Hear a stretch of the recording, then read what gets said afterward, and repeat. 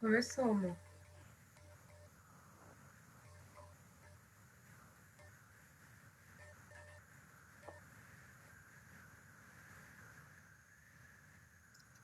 Olá, muito boa noite a todas, a todos e a todes. Sejam muito bem-vindos, bem-vindas e bem-vindos à nossa live pelo Mês da Consciência Negra. Eu me chamo Neila Lopes, sou gerente de comunicação interna e líder do Comitê de Diversidade e Inclusão da Sanofi no Brasil.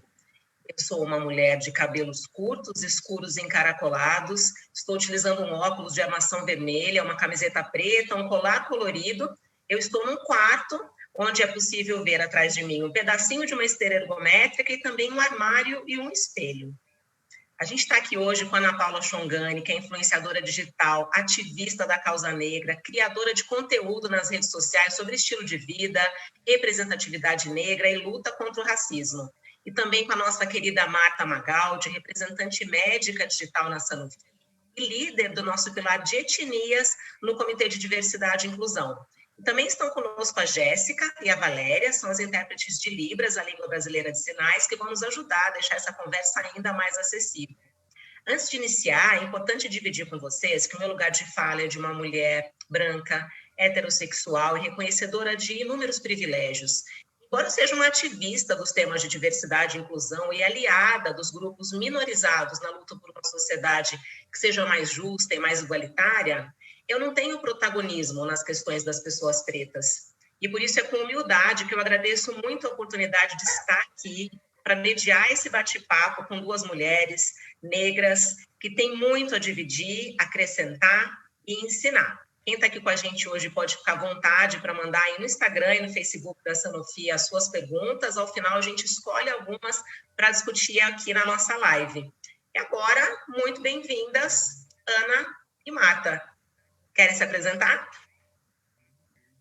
Pode Boa começar, noite, Ana. gente. Eu começo, Marta? Então tá Pode bom. ser. A convidada começa, né? Então tá. Boa noite, gente. Eu sou Ana Paula Chongani, para intérprete de Libras. Eu tenho meu sinal. O sinal é o A, com os dreadinhos. Então, esse aqui é o meu sinal. Isso mesmo, esse é o meu sinal. Eu sou uma mulher preta, estou vestindo vermelho, estou com um brinco emendado de uma orelha a outra, um batom rosa, com cabelos pretos, olhos pretos. Eu estou numa casa que tem uma estante de livros, com vários livros atrás de mim. E eu estou muito feliz de estar aqui. Me apresentar brevemente, como eu disse, eu sou Ana Paula Chongani. Eu tenho 32 anos. Comecei minha carreira como empresária, como empreendedora, né? Tenho um ateliê de moda há 12 anos. Depois essa carreira me levou para a criação de conteúdo. Então, eu crio conteúdo nas redes. E a criação de conteúdo me levou para outros trabalhos, como diversas apresentações de televisão, de podcast, uma série de outras coisas. Eu sou filha de pais ativistas e por isso eu tenho muito orgulho de dizer que eu sou ativista há 32 anos. E a partir das comunicações que eu faço nas redes, nos lugares que eu vou, inclusive as comunicações que eu faço até de forma offline, são sempre na busca de transformar o mundo, de tornar esse mundo mais equânime e de alguma forma participar dessa mudança social que a gente tanto quer. Estou muito feliz de estar aqui. Quero contar para vocês um segredo, que essa é a nossa segunda conversa. A primeira foi maravilhosa e espero que a conversa de hoje seja extensão do que a gente vem conversando, do que a gente conversou na primeira conversa com essas mulheres maravilhosas que estão aqui comigo, que eu tenho o prazer de conversar essa noite. Boa noite, mulheres. Boa noite, gente. Boa noite a todos e a todas. Eu me chamo Marta Magaldi, sou uma mulher negra, tenho os cabelos crespos e curtos. Atrás de mim tem uma estante de livros e uma orquídea. Estou com uma blusa com a cor de vinho, um batom vinho combinando com a blusa e um colar de nó bege. É um prazer para mim também estar aqui. Eu sou formada em farmácia e bioquímica. Também sou uma ativista da causa social. Procuro tornar mais diverso o ambiente corporativo, o qual eu estou hoje. E eu também estou muito orgulhosa de fazer parte desse momento, dividir essa live com a Neila, com a Chongani. E eu tenho certeza que a gente teve aquela primeira conversa e hoje vai ser só a extensão daquilo e vai ser sensacional. E sintam-se à vontade para mandar suas perguntas também. Vai ser uma troca, uma reflexão muito importante para todos nós. É isso aí, um prazer estar com vocês duas e com mais um monte de gente aí que está nas suas respectivas salas acompanhando o nosso bate-papo. E é isso que a gente quer fazer aqui hoje, gente.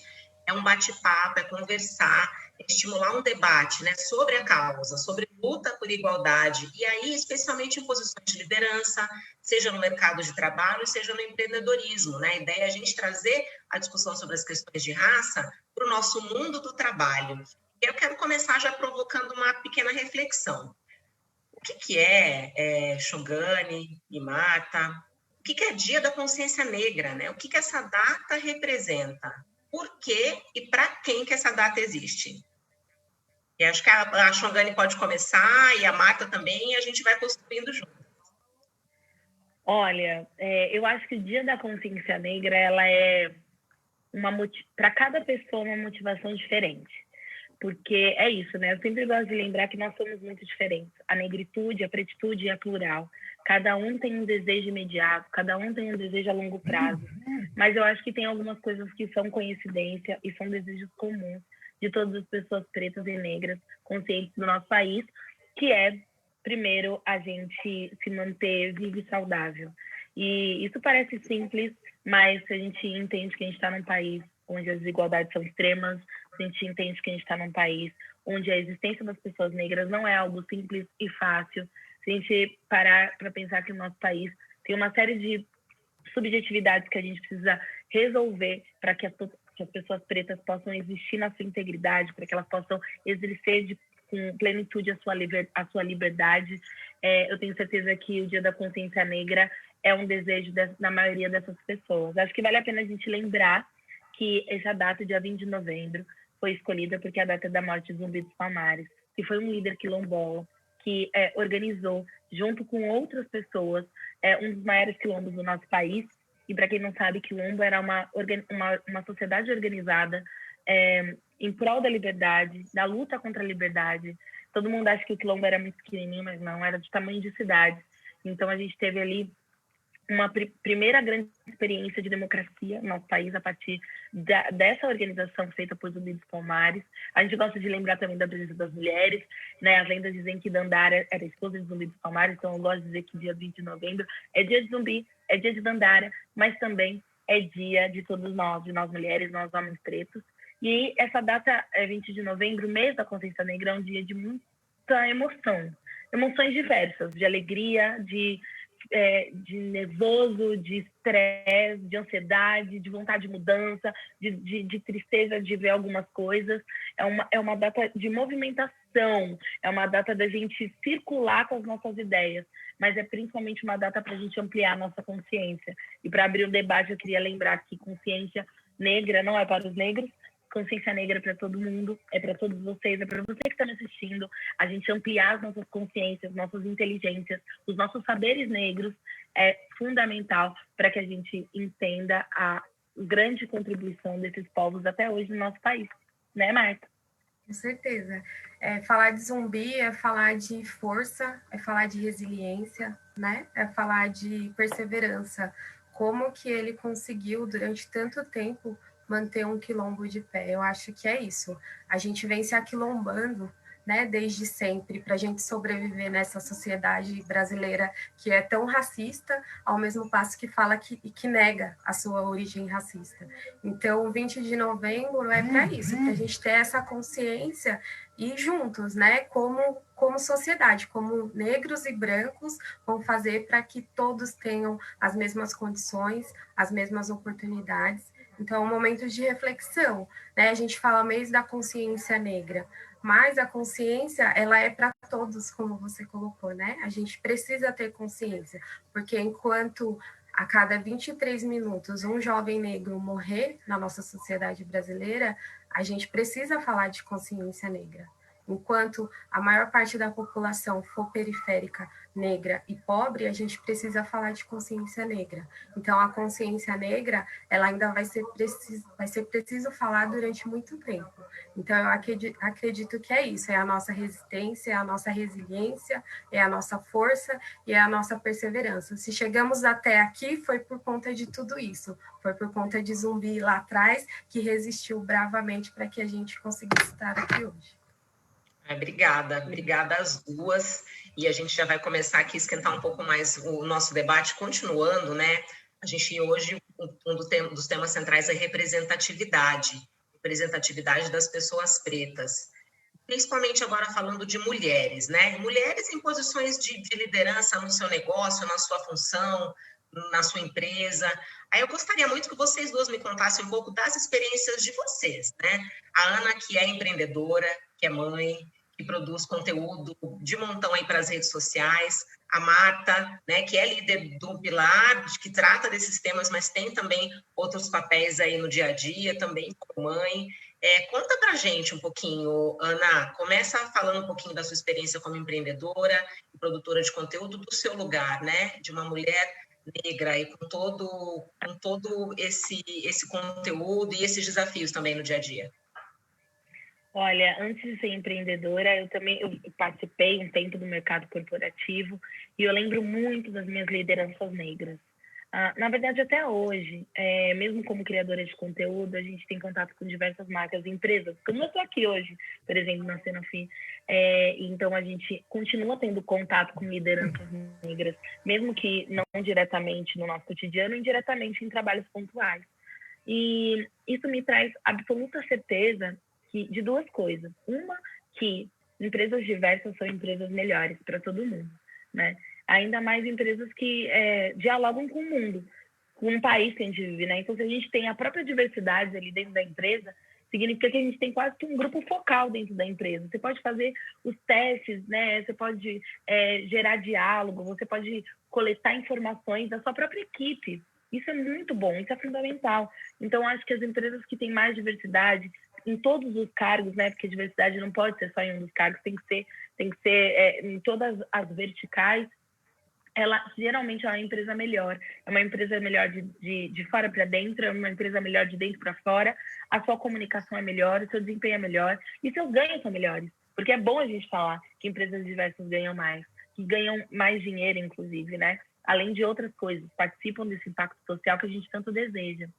E também um outro lugar que é o lugar de acolhimento. É aquela regra básica, né? Se eu não me vejo num lugar, eu não acho que eu posso pertencer a ele. Então, muitas empresas, por exemplo, falam assim, a gente até abre vaga, mas as pessoas pretas não chegam. A gente até deseja essa diversidade, mas essa diversidade não acontece, mas as vagas estão abertas.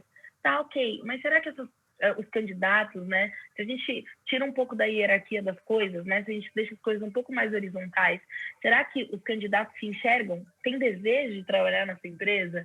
Isso é uma pergunta boa. Eu acho que eu, enquanto empresária hoje, que sou uma pessoa que emprega pessoas, eu me pergunto isso. É uma pergunta mais humilde. Será que as pessoas também desejam trabalhar na minha empresa? Será que é automático esse desejo? Né? Será que a gente não pode diminuir esses lugares de poder para se fazer essa pergunta? Então, uma empresa mais com mulheres negras na liderança vai trazer mais pessoas boas para formar esses times e para gerar resultados. Isso gera acolhimento e não gera só que essas pessoas diversas e potentes, né? Porque elas não são só diversas, são potentes também. Não é só que elas vão chegar lá, elas vão permanecer. E mais do que permanecer, elas vão gerar produtividade, que é tudo que a empresa gosta. A empresa gosta de produtividade. Eu, enquanto empresária, hoje, de 4 empresas, eu gosto de produtividade. Mas o que eu faço para essa produtividade acontecer? Para que esse ambiente seja confortável, acolhedor para essas pessoas? Para que a diversidade seja real dentro do meu lugar de trabalho, sabe? Para que as pessoas se sintam pertencentes, para que elas se sintam bem dentro desse meu lugar. Então, a gente sabe que vem acontecendo grandes mudanças no mercado de trabalho, graças a Zumbi Palmares, graças a Zumbi a nós, assim, várias mudanças no mercado de trabalho vêm acontecendo, mas quando a gente pensa em cargos de liderança, a gente vê que isso ainda está muito, muito, muito, muito, muito lento. Sem dúvida, esse é o próximo passo de qualquer negro em movimento, que são os movimentos negros, né? Os movimentos negros são negros em movimento. É a gente gerar essas lideranças para que a gente tenha em toda essa cadeia, em todas as verticais, uma verdadeira representatividade, uma verdadeira diversidade e uma verdadeira mudança, e mudança não só para a gente, mas mudança para todo mundo. É positivo para todo mundo. Maravilhoso. Com certeza, eu vejo exatamente como a Ana trouxe. Eu acho que as pessoas, os gestores, os líderes, as pessoas que têm a oportunidade da caneta, né, o poder na mão de contratar, elas precisam olhar para essas questões, porque as empresas, elas são movidas por pessoas. E quem são essas pessoas? São os funcionários e são os clientes. Então, se eu tenho uma equipe diversa, automaticamente eu vou conseguir entender o meu consumidor final, lá na ponta. E eu vou conseguir chegar nele e gerar renda, gerar dinheiro, fazer a economia circular. Se eu não faço essa integração sociedade e empresa, a empresa ela não vai crescer, ela não vai acompanhar. A gente tem vários estudos nesse sentido que mostram que diversidade étnico-racial torna a empresa 35% mais competitiva. Então, não é falar de caridade, não é falar de fazer favor, é falar de dinheiro. E quem é que não quer dinheiro, né? Qual empresa que não quer lucrar mais? Então, não tem essa conversa de que, eu estou fazendo um favor. Não, você precisa ser diverso, porque a sociedade a qual você está inserida hoje, ela é diversa. E você precisa entender essas pessoas. Então, eu acredito que é muito por essa perspectiva. E aí, quando a gente faz essa interseccionalidade entre homens e mulheres, entre mulheres negras e mulheres brancas, a gente precisa entender, né? Eu estou fazendo diversidade de gênero, mas para quem? Para qual tipo de mulher que eu estou falando? Eu acho que esse questionamento ele é muito válido dentro das organizações, porque quando a gente estuda a pirâmide social, a gente sabe que a mulher negra ela está na base. O que impede ela de subir, de alcançar a alta liderança das organizações? Então, a gente precisa ter esse olhar diferenciado e entender, né? Esses critérios que as empresas colocam para ascensão de carreira, eles são baseados nos critérios de quem, né? Qual foi, da onde você tirou esse critério para colocar esse job description? Então, pensar nessas questões para que a gente consiga realmente, de fato, incluir mulheres negras, principalmente dentro das altas lideranças. Eu acho que a gente precisa caminhar para a ação nesse sentido, assim. Legal. Ai, Marta, posso falar uma coisa que eu pensei aqui? Claro. Que eu percebo, né, como eu disse, eu sou do movimento negro, né, sou uma dessas mulheres negras em movimento, e eu percebo que do mesmo jeito que a gente teve uma mudança significativa nas comunicações das empresas, de colocar representatividade, diversidade e tudo mais, acho que o próximo passo que nós criadores, que nós consumidores, que nós pessoas negras conscientes, porque eu gosto de lembrar que a consciência é um caminho sem volta. Mano, você entrou na caminhada da consciência, você não volta atrás. Você só quer saber mais.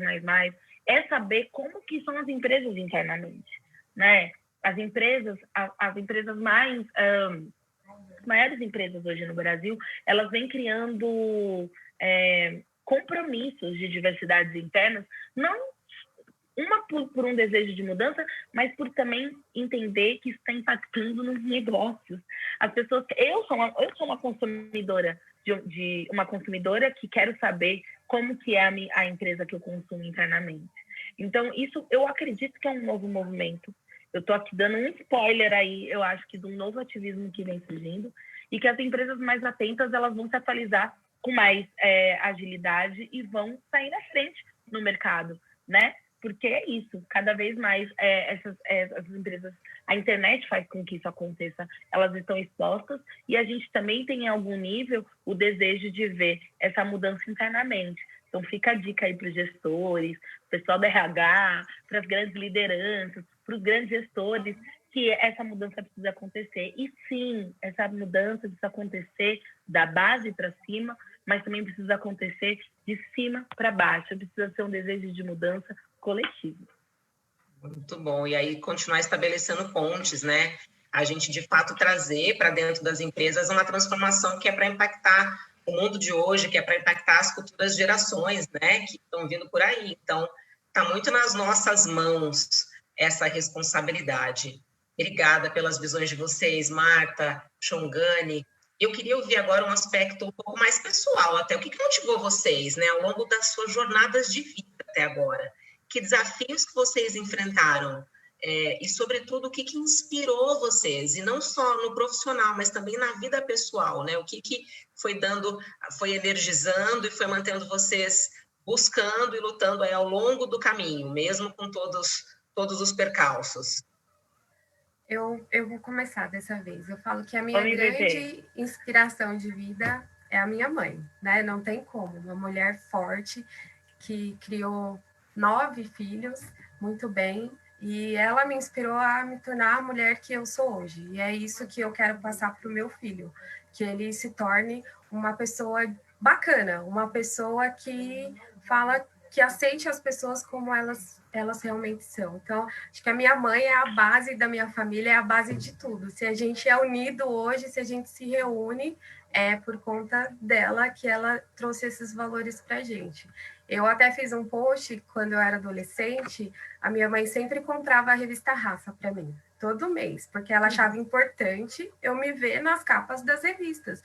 E eu falo assim, é uma pequena coisa que fez total diferença para o meu futuro. Ela achava importante eu me ver em profissões que as pessoas às vezes não viam, pessoas negras, tanto que eu fui fazer farmácia. Hoje eu sou uma cientista. Por quê? Porque eu acreditei que era possível. Então, eu acho que a minha mãe é a base, eu acho não, eu tenho certeza, é uma mulher maravilhosa e ela é a base da minha família e ela fez total diferença na minha criação e dos meus irmãos para que a gente hoje nos tornássemos o que nós somos hoje. Então, acho que mãe é essencial. A Marta roubou a minha fala. Ah. Não vou falar mais nada. Não, mas eu vou... Brincadeira. Mas isso é muito lindo, porque a Marta disse 2 coisas importantes. A minha mãe, meu filho. Esse é o real sentido da ancestralidade, né? É o que a gente aprendeu com os nossos pais e é o que a gente vai ensinar para os nossos filhos. É o que os nossos pais aprenderam com seus pais e assim por diante. Esse é o verdadeiro sentido da ancestralidade. A ancestralidade não é algo distante, é algo muito presente. A ancestralidade é isso aqui, ó. Você segura na mão da ancestralidade, né? Quando a gente é mãe, a gente se torna um ancestral também. E eu acho que isso tudo, claro, minha mãe, como eu disse, sou filha de pais ativistas, meu pai, mas para ampliar um pouco essa discussão, faço das palavras da Marta as minhas palavras, mas vou aproveitar para falar outra coisa, que foi conhecer a minha história. Conhecer a minha história foi fundamental, sabe? Conhecer a verdadeira história do Brasil foi fundamental. E aí, Neila, a mesma coisa que é as minhas dores é a minha potência, que é conhecer essa história. Conhecer a história do Brasil, a verdadeira história do Brasil, e não as que não são contadas, né? Acessar outros lugares, além dos lugares que foram forjados para contar uma história infundada, me traz muita dor, porque a história do Brasil é muito ruim. A história do Brasil é muito feia. O nome Brasil já é uma violência, porque essa terra nem Brasil chamava. Então, a história do Brasil é muito, muito feia. É uma história de violência, de estupro, uma história de muita dor, de sangue, é uma história de assassinatos em massa. É uma história muito feia, muito triste, muito desumana, feita por povos europeus com pessoas, com os povos africanos. Então, acessar essa real história do Brasil, e não as que não são contadas na escola, primeiro me trouxe uma tristeza muito grande, um sentimento de revolta muito grande, de falar assim, como que alguém tem coragem de fazer isso com alguém, sabe? Eu fiquei atônita, eu me lembro desse movimento, assim, meio que pré-adolescente, entendendo daquilo quando minha mãe me levava junto com ela para os estudos de história africana, sabe, com professores e historiadores e tal. Mas esse mesmo desejo, esse mesmo conhecer a minha história é o que me torna potente, é o que me se transforma em potência. Porque conhecer a minha história também, eu consegui entender o quanto que essas pessoas foram heróis e heroínas, o quanto que essas pessoas existiram. Uma vez eu vi 2 frases que eu carrego, que é nós somos o sonho dos nossos ancestrais. Eles sonharam com esse dia aqui. Eles sonharam que ia ter uma live, estaria nós 3 aqui, que a gente tivesse liberdade de falar com uma grande empresa como a Sanofi e pensar em mudanças estruturais de forma coletiva. Eles sonharam com isso, entendeu? E a segunda frase é que nós somos um investimento a longo prazo dos nossos ancestrais. Eles investiram o que eles tiveram, mesmo que seja um investimento de se manter vivo num processo escravocrata. Então, ter essa consciência que eu sou o sonho de alguém que sofreu tanto, me traz muita força, Neila e Marta, e todo mundo que está aqui assistindo, me traz muita força, porque eu falo assim, não dá. Gente, calma aí, o que eu preciso fazer aqui? É isso? Então eu vou fazer, porque eu também tenho sonhos a longo prazo para as futuras gerações. Então, conhecer a minha história é o que me trouxe a maior dor, mas é o também que me trouxe as minhas maiores potências. E eu fico super grato, assim, de você compartilhar. E desculpa, Martinho, eu acabei te interrompendo, mas só para acrescentar, né? Você trouxe um ponto muito importante, Xongani, da história, né? Da história que a gente aprende, das lacunas que a gente tem, né? No aprendizado ao longo da vida. E como é que a gente, como aliado, né, como ativista da causa, mas não tendo nem de longe a real percepção e a experiência de todas essas dores das pessoas negras, como é que a gente é um aliado de fato?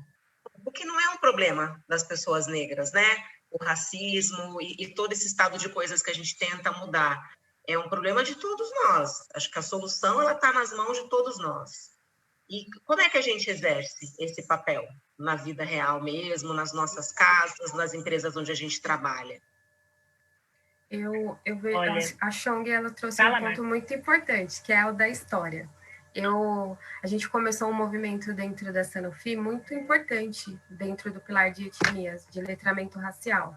E uma das coisas que a gente chegou num consenso é que a gente precisava falar da história, porque eu falo que quando a gente conhece a história do nosso país, a gente tira uma venda dos olhos, né? Porque é a história que ninguém contou, que ninguém aprendeu lá na escola. Não é bonita. Nem um pouco, né?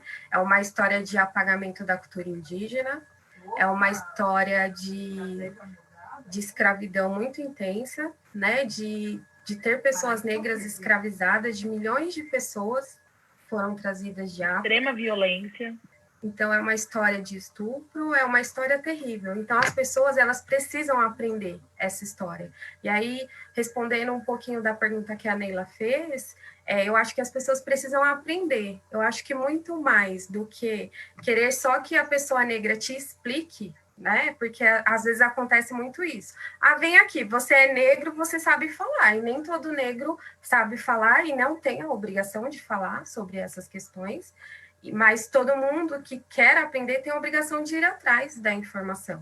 Então, eu acho que isso é um ponto crucial. Para a pessoa branca ela ser um aliado, ela tem que ir atrás de aprender, de se informar, de se conscientizar. E não achar que é um mimimi, que é o que a gente vê muito nas conversas. Porque não é mimimi. A dor de alguém não é mimimi. O que não dói em você, dói no outro. Né? Porque quando a gente fala de racismo, é a saúde mental das pessoas que está em jogo. O racismo dói, ele mata, ele machuca, ele traz depressão.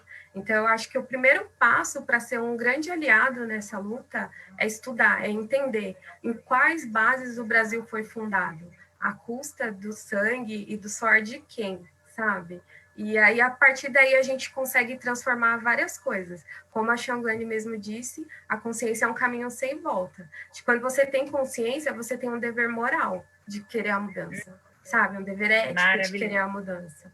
Então, eu acho que o primeiro caminho é esse, é estudar. Ai, Marta, eu sou sua fã. Eu acho que Marta disse tudo e aí eu vou fazer uma convocação para as pessoas brancas que querem ser aliadas e aliados. Se organizar. Tem uma coisa muito bonita, que eu tenho muito orgulho da comunidade negra, que a gente se organiza. Em diversos movimentos, em diversos momentos. Pode ser em rodas políticas, pode ser em grandes eventos, pode ser no encontro da família, pode ser em rodas de samba, pode ser nas religiões de matriz africana, pode ser na igreja evangélica do teu bairro, mas a comunidade negra é uma comunidade que se organiza. A gente, geral, por exemplo, é muito comum, eu e Marta, a gente ter o mesmo discurso, o mesmo raciocínio, mesmo sem a gente se conhecer. Mas isso não é à toa, isso chama organização social. A gente se organiza. O meu canal no YouTube, o meu canal no Instagram é um polo de organização social, onde as pessoas vão lá e vão também entender esses discursos e vão se organizar a partir deles. Quando eu leio um livro da filósofa Djamila Ribeiro, quando eu leio um livro da Catiúcia Ribeiro, eu estou, de alguma forma, me organizando socialmente. Né? Quando eu vou num lugar, numa festa, onde tem muitas pessoas negras, ou encontro de mulheres negras, rola várias coisas que vocês nem imaginam.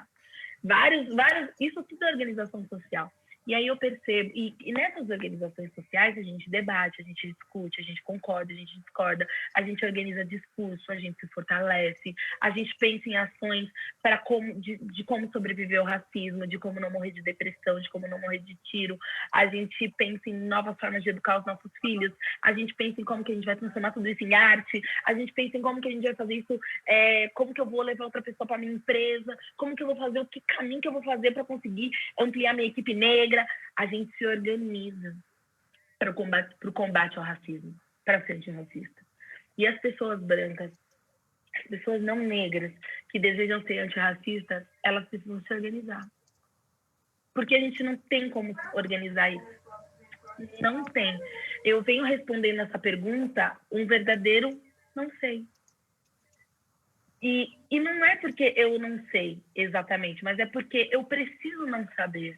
Porque eu preciso escolher continuar organizando a minha comunidade e eu preciso esperar que esses aliados se organizem também. Em algum momento, organizados, a gente vai trocar ideia, mas de um outro lugar.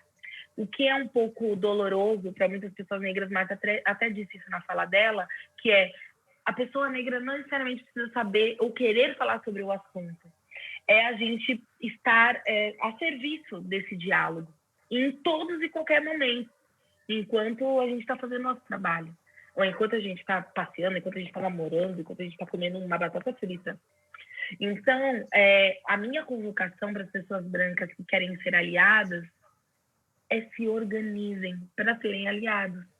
Pensem em novas pautas, pensem em como, consulte as pessoas negras que vocês têm afeto e afinidade, que estão dispostas, é claro, mas se organizem, façam esses movimentos que são tão bonitos e tão ancestrais do povo preto, que é de se organizar. Isso é desde o momento da escravidão. Eu tenho certeza que as pessoas negras resistiram à escravização por conta das suas organizações, de se juntar e falar, mano, amanhã a gente vai ficar vivo, beleza? Tem uma frase muito que a gente escuta muito no movimento negro, a gente combinou de não morrer.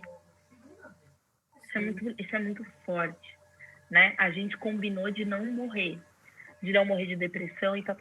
São combinados sociais que a gente faz o tempo inteiro.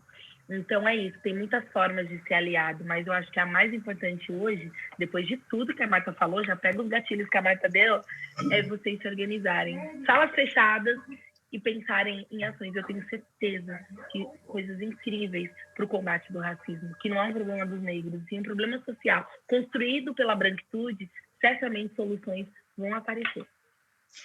E, Xongani, me fala uma coisa sobre essa organização, né?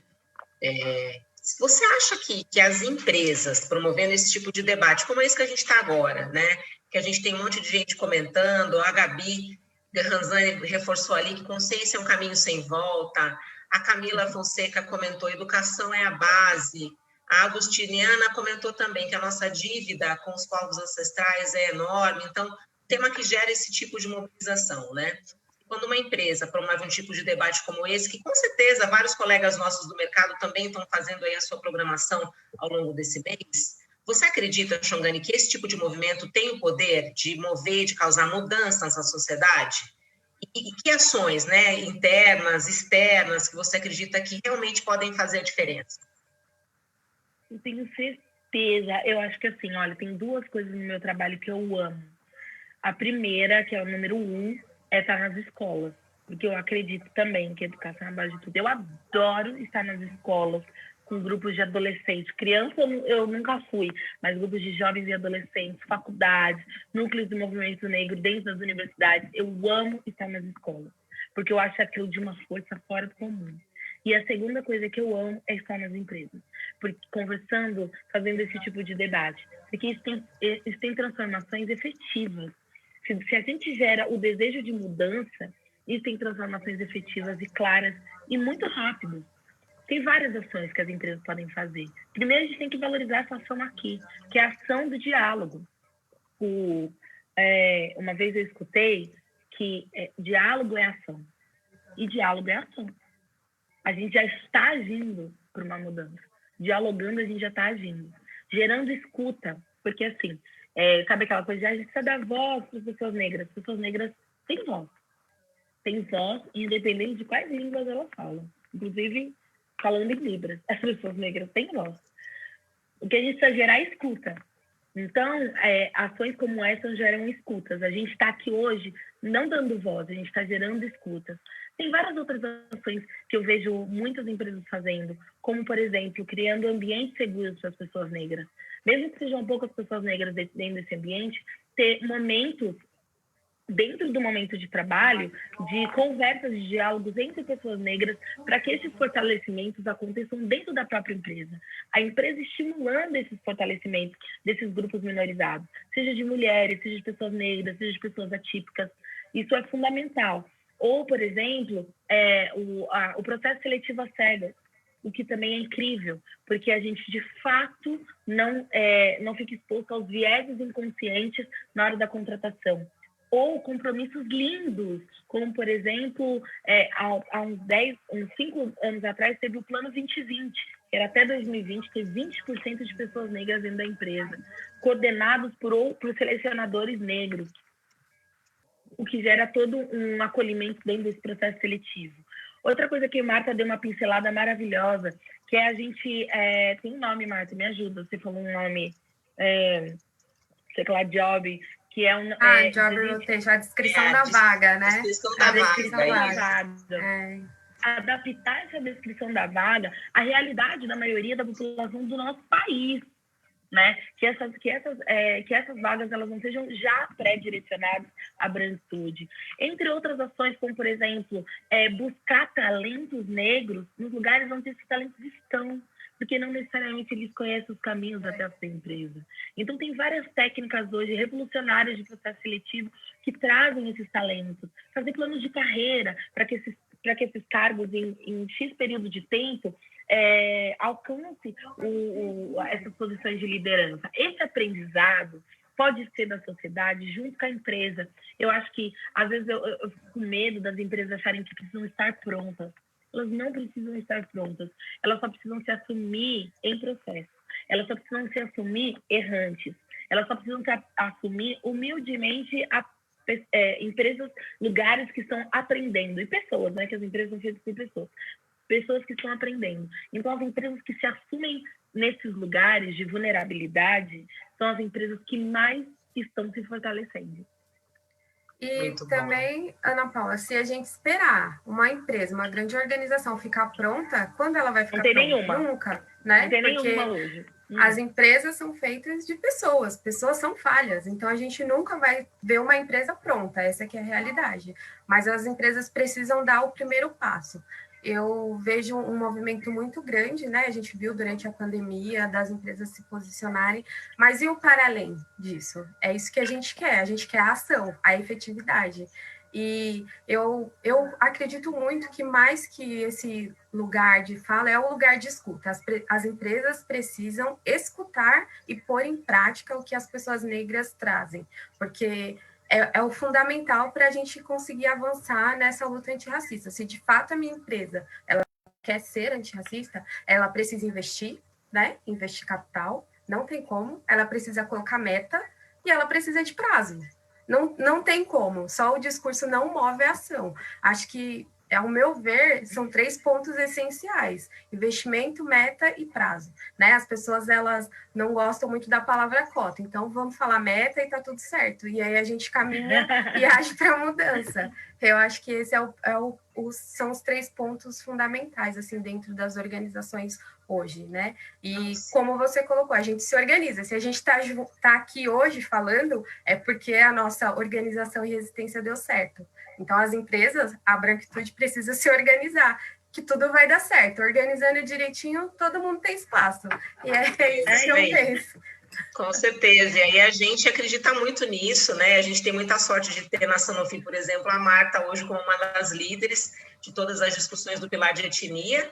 Nós, como empresa, a exemplo de várias outras, temos e reconhecemos um caminho que a gente tem que percorrer, mas a gente está se estruturando cada vez mais para promover realmente esse tipo de discussão e para realmente conseguir mudar a realidade, mudar dados. Então, acho que o primeiro passo é, de fato, essa consciência, né, de que tem uma construção, de que ela precisa iniciar em algum momento e que ela não pode parar, né? Da mesma forma que a consciência, eu acho que o evoluir, o avançar nas questões de diversidade, de inclusão e de representatividade, também é um caminho sem volta, né? A Renata Barcelos, que está acompanhando a gente, ela comentou aqui, nós precisamos nos enxergar nas organizações, esse é um fator determinante para a inclusão, é muito, muito importante isso também, então agradeço, vocês duas estão arrasando, né, gente, nesse bate-papo.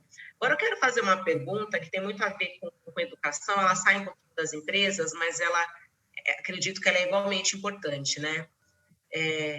Como é que se conversa sobre racismo, sobre raça, sobre tudo isso com crianças? Né? A Marta é mãe, a Ana Paula também, com certeza a gente tem mães aí conectadas, mas pessoas que podem não ser mães nem pais, mas convivem aí com crianças que são o futuro, né? Como é que se conversa sobre esses assuntos com crianças? Como é que se educa, principalmente as crianças não negras? Menina, eu sou mãe há 6 anos só, né? Então, e de uma única filha. Então, também estou aprendendo no caminho. E pergunto isso também para minha mãe. Eu acho que tem uma coisa bonita que minha mãe fez por mim e eu faço para minha filha, e que eu sugiro, é falar sobre, não sobre racismo, mas sobre raças, né? Às vezes as crianças são muito pequenas e imaturas para entender a violência e a dor do racismo. Mas elas não são pequenas e imaturas para entender sobre a diversidade, por sinal elas sabem disso muito mais rápido do que a gente. Enquanto a gente fica tampando o sol com a peneira, geralmente elas têm uma conversa na ponta da língua, onde elas te mostram que elas sabem muito mais do que a gente mesmo sobre alguns assuntos. Então, fortalecer esses discursos, né? Seja com os lápis de cor, seja ressignificando palavras como o lápis tom de pele, seja como buscando diversidade para os seus filhos, trazendo isso na literatura, nas literaturas que eles acessam, nos programas que eles acessam, no convívio que ele tem com outras pessoas, sempre valorizando as diferenças, mostrando a beleza das diferenças, mostrando o lugar social dele. Eu acho que esse é o lugar de uma criança no momento, porque em algum momento, eu acho que quando as crianças começam a ficar um pouco maior, elas mesmas vão respondendo. Eu vejo hoje a minha filha respondendo algumas coisas em relação ao racismo, mas de um outro lugar, sabe? De um lugar muito mais fortalecido, com respostas muito mais claras. Talvez, se eu trouxesse esse assunto para ela menor, com 3, 4 anos, 5, que ela até já tinha alguma compreensão, traria mais dor e traria mais medo do que fortalezas, né? Então, acho que é isso. Eu vejo que, por exemplo, minha filha, desde muito pequena, sabe que existem vários tons de pele. Seu filho sabe que existem vários tons de pele? Seu filho sabe que existe preto, existe negro, existe asiático, existe indígena? Seu filho sabe que se fala indígena em vez de índio? Seu filho sabe que fala cabelo crespo em vez de cabelo duro? Seu filho já viu fotos de diversos tons de pele? Você convive com pessoas diversas, se ele vê essa diversidade dentro da sua casa? Sabe? É só isso. Eu sinto que é só isso que a gente tem que ensinar na primeira infância para os nossos filhos. Que a diversidade existe e que ela é bonita. O resto, ela vai... Essas respostas vão acontecendo de outras formas. É que nem como a gente ensina, por exemplo, sobre as violências de gênero. A gente não necessariamente falar, olha, filho, machismo, a gente fala, olha, você, filha, menina, pode fazer o que quiser, menino, você pode acessar suas emoções. É do mesmo jeito, é sempre um lugar de gerar ferramentas para que quando o racismo os atingirem, eles estarem mais fortalecidos. Foi assim que minha mãe fez comigo e é assim que eu venho numa tentativa fazendo com a minha filha. Obrigada, Xongani. E você, Marta?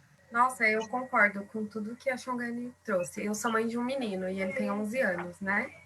E eu passo para ele dessa perspectiva, que as pessoas são diferentes, que a sociedade é plural e que não tem problema nenhum nisso, que o nosso cabelo é crespo e é lindo, que a gente tem a pele preta e a gente é lindo, e a pessoa que é branca, ela é linda, e todo mundo é lindo dentro da sua beleza.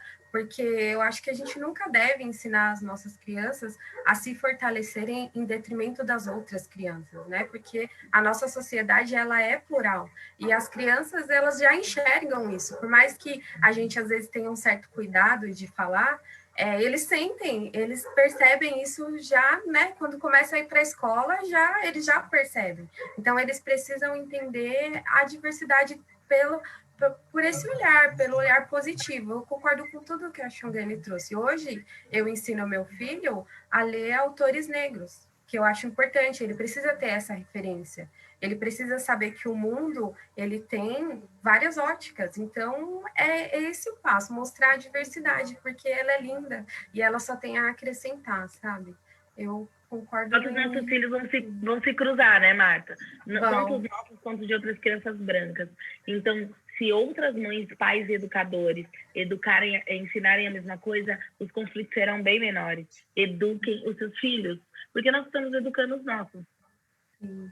E eu falo que hoje meu filho tem 11 anos e ele já tem uma consciência racial totalmente diferente de mim quando eu tinha 11 anos. E isso é ótimo, porque é uma geração que já vem aí toda diferente, toda empoderada, toda disposta a lutar pelos seus ideais e pelos seus objetivos. E eu acho que esse é o caminho. Um tem que aprender a aceitar o outro e a gente seguir com as diferenças e se unir.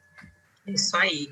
E você falou agora, né, Martinha, das gerações, como que para as gerações mais jovens de agora tem vários temas que já são tratados com uma supernaturalidade, né? O seu filho aí que já tem uma mentalidade muito diferente da que você tinha quando você tinha a idade dele. E trazendo isso um pouquinho, abrindo para a nossa realidade de país, né? Vocês consideram que o Brasil, no quesito de inclusão de pessoas negras, como é que ele está em relação a outros países? Ele está adiantado? Ele está atrasado? A gente está seguindo o nosso ritmo de acordo com a nossa realidade? Como é que é a visão de vocês expandindo aí para um cenário mais global, mais internacional das questões de raça? Marta pode começar se quiser. Vai, Marta, manda ver. Desculpa. Não tem problema. Não, vai lá, Marta. Eu penso assim, nós fomos o último país das Américas a abolir a escravatura, a escravidão. E isso já trouxe para a gente um grande atraso, né? Então, a gente ainda vê reflexos disso até hoje. E aí, quando a gente pensa em políticas afirmativas, em políticas públicas, a gente percebe o quão a gente é atrasado. A gente avançou? Avançamos, óbvio, né? Algumas pautas já estão bem mais em evidência, inclusive a pauta racial. As pautas de diversidade e inclusão, elas já estão mais em evidência. Porém, eu acho que ainda tem um caminho muito longo para a gente percorrer. Existe um estudo do Instituto Ethos que fala que se a gente mantiver essa caminhada, a gente só vai atingir a equidade racial daqui a 150 anos. Então, é muito tempo. Eu acredito que a gente precisa acelerar alguns processos. A gente avançou, sim, mas eu acho que a gente ainda está muito longe do ideal, sabe? Quando a gente pensa em Estados Unidos, onde só 13% da população é negra, eu vejo que eles têm um processo bem mais avançado do que o nosso. Então, as empresas precisam se posicionar mais, sabe? Elas precisam contratar mais, elas precisam dar mais oportunidades e a gente precisa avançar, a gente precisa um pouco sair desse discurso e ir para a prática, né? Colocar ações afirmativas dentro das organizações. A gente já vê as ações afirmativas dando certo no poder público, mas a gente precisa trazer isso para as empresas privadas, porque elas são exemplos, as multinacionais, para as empresas pequenas. Então, eu acredito que a gente precisa ainda, Marta, não vejo que a gente está no ideal e ainda acho que a caminhada é longa. Sabe? Vamos em frente nessa caminhada, né? E você, Xongani, o que você acha? Eu acho que é isso. Assim, aquela coisa, acessar a história do Brasil nos traz muitas respostas. Porque todo mundo acha que a escravização, todo esse processo histórico faz muitos anos. Não, gente, faz só 132 anos. É pouco tempo. Hoje você ainda consegue encontrar pessoas que foram escravizadas, porque acabou a escravidão oficialmente, mas a gente sabe que teve algumas pessoas que continuaram escravizadas por algum tempo. Então, até hoje é possível você encontrar pessoas vivas que passaram por esse processo histórico. Então, assim, não faz muito tempo, faz pouquíssimo tempo. A gente é a 4ª geração de pessoas escravizadas. Então, assim, pós-escravidão, né? Então, é muito recente. Então, quando a gente acessa a história do Brasil, a gente vê que o Brasil, como diz meu companheiro, não é para amadores. Além de a gente ser o último país a abolir a escravidão, nós somos um dos únicos países do mundo que aboliu a escravidão e não teve nenhum processo de reparação histórica. Os Estados Unidos imediatamente ofereceu cotas, partes de terra, partes de gado, o que fez com que as pessoas tivessem oportunidade de ascensão. Já que no Brasil, essas cotas de moradia, cotas de alimentação, inclusive trabalhos foram oferecidos para outras pessoas no processo de eugenia, que é a ideia de que em 100 anos as pessoas pretas não existiriam mais. O Brasil quis embranquecer essa população, deu errado, cá estamos nós aqui, pretíssimas, então, sinto muito, galera, deu errado, mas mesmo dando errado, a gente vê que, assim, tipo, a gente ainda não teve reparações históricas com o povo preto do processo da escravidão. Além de ser o último país, além de não ter feito nada após a escravidão, esses processos de reparação foram pouquíssimos que tivemos, e todos eles com muita resistência da branquitude, como, por exemplo, ações de cotas, tanto para empresas privadas, quanto para empresas públicas, quanto para universidades públicas. Então, os poucos avanços que a gente propõe, geralmente tem muita resistência, muito alicerçado pela falta de conhecimento da história do nosso país.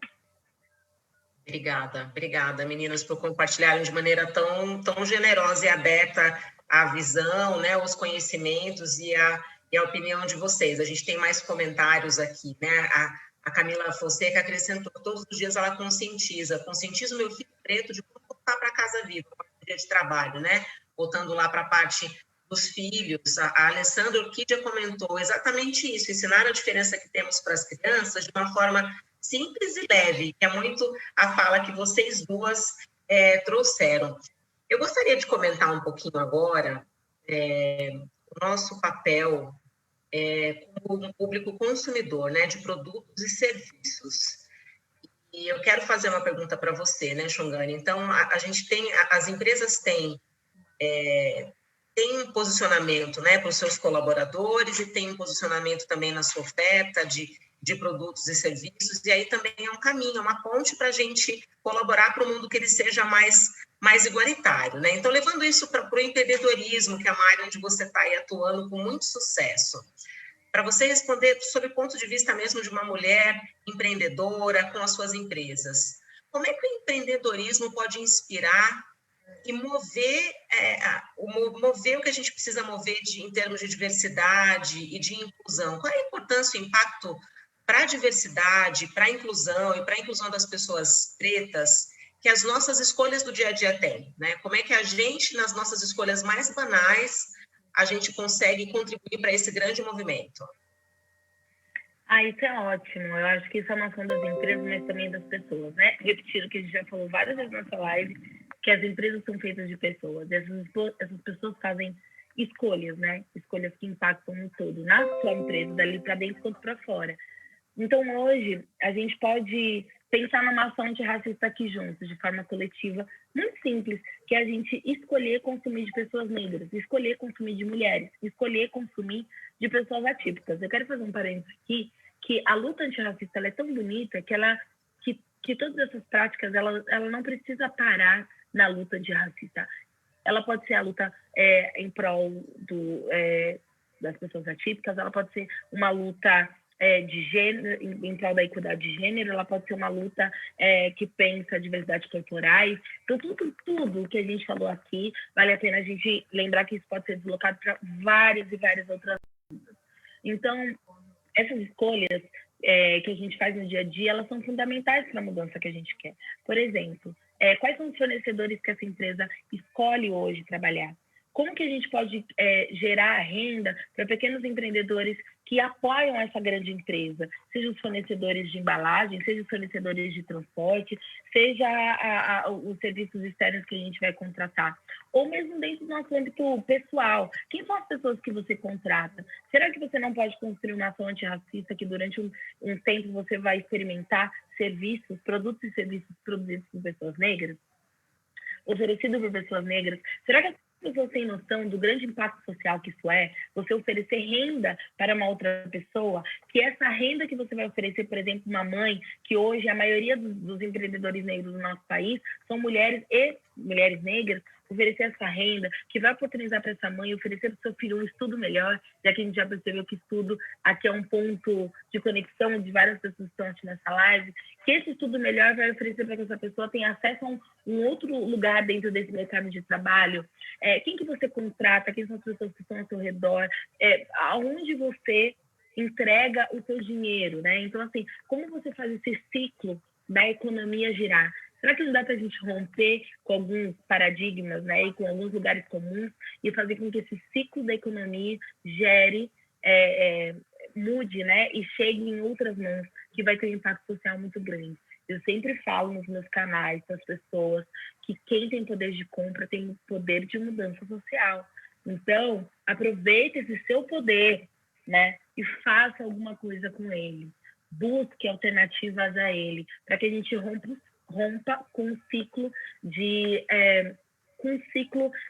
que esses recursos circulem dentro dos mesmos lugares e que a gente e ao mesmo tempo que a gente impeça que outras pessoas tenham acesso a novos recursos para fazer novas mudanças e, enfim, para gerar novas possibilidades para si mesmo, para suas famílias.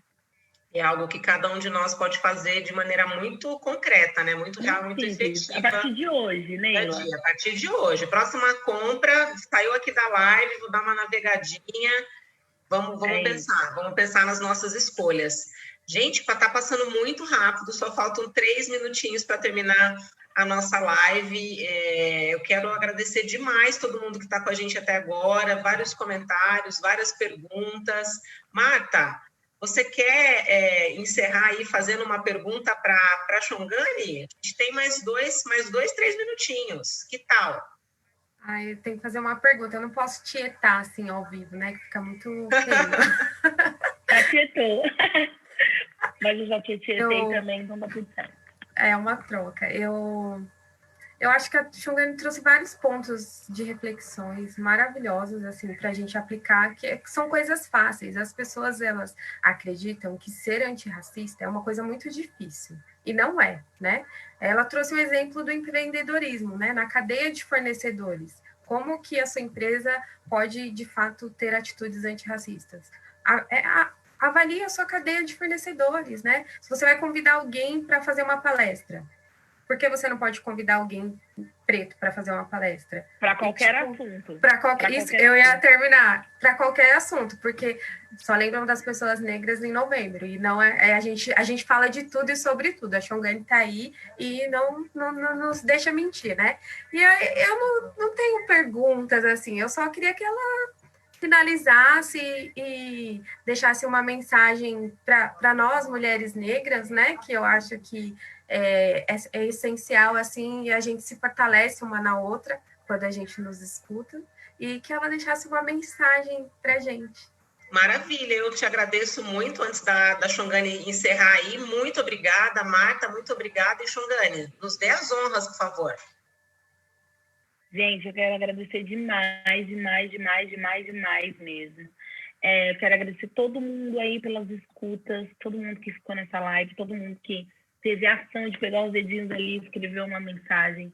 Eu amo, sabe aquela coisa que movimento gera movimento? Então, cada movimento que você fez, seja aí na sua casa, seja aqui para dentro, certamente já é um movimento incrível, importante para gerar mudança. Eu quero muito agradecer todas as pessoas da Sanofi que organizaram esse espaço de escuta. E eu quero terminar minha live dizendo que eu estou muito satisfeita de saber que tem Neila e principalmente Marta como talentos da Sanofi. Quero parabenizar quem fez esse processo seletivo aí e que mantenha esse talento, né? Retenha esses talentos dentro dessa empresa, porque é impressionante, é animador ver essas mulheres falando e dedicando seus tempos de trabalho para também fazer esses núcleos de diversidade, para também pensar. Eu vejo uma maturidade muito grande em Neila, em Marta, falando desses assuntos. Marta tem até metodologias, né, para a mudança acontecer. Isso é muito bonito de ver. Então, se eu pudesse pedir alguma coisa que eu disse que eu estou aqui 1 hora com vocês, espero que da próxima vez seja mais que 1 hora e pessoalmente, mas essas mulheres e Marta estará sempre com vocês aí. Então, eu continue oferecendo escutas, oferecendo oportunidades de fala, porque eu tenho certeza que esse talento se desenvolve e vai continuar se desenvolvendo nesses espaços. Tem muita... essa coisa da criação de conteúdo, da apresentação de TV e de todo esse movimento que a gente faz, ele gera uma admiração muito grande. Então, hoje, se eu pudesse pedir uma coisa, é que essas admirações que são muitas vezes depositadas a mim sejam transferidas para a Marta, porque certamente ela é a pessoa que está perto de vocês e que possa fazer uma mudança. Espero que tenha outros talentos, e se não tiver, que também seja transferido os próximos talentos que vier, porque a gente está muito alinhada e certamente o que eu falo para muitas pessoas, Marta está aí para dizer para a Sanofi, para as pessoas, para as suas companheiras e companheiras de trabalho. Estou muito feliz, eu me sinto, como a gente falou, né, que a gente é o investimento dos nossos ancestrais, eu me sinto muito grata, eu me sinto assim, enormemente grata de poder recontar a história dessas pessoas que investiram em mim para que eu estivesse aqui. Muito obrigada a vocês, muito obrigada a todo mundo, muito obrigada às intérpretes de Libras. Eu estou muito feliz de estar aqui. Um beijo e boa noite para todo mundo. Foi incrível. Boa noite, gente. Muito obrigada a todos, todas e todes. Obrigada, gente. Até a próxima. Até, tchau.